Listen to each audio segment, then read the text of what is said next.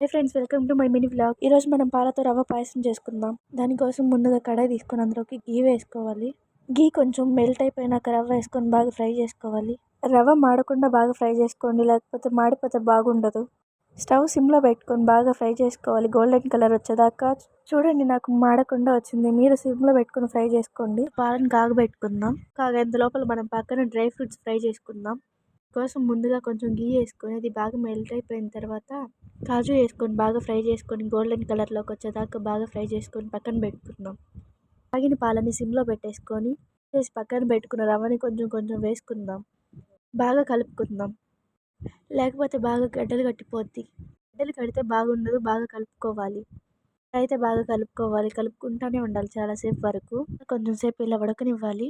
ఒకసారి చెక్ చేసుకోండి బాగా ఉడికిందో లేదో. ఇలా ఉడికిన తర్వాత ఒకసారి బాగా కలుపుకోండి. అప్పుడు ఉడికిందో లేదో అర్థమవుతుంది. బాగా ఉడికిన తర్వాత షుగర్ వేసుకోవాలి.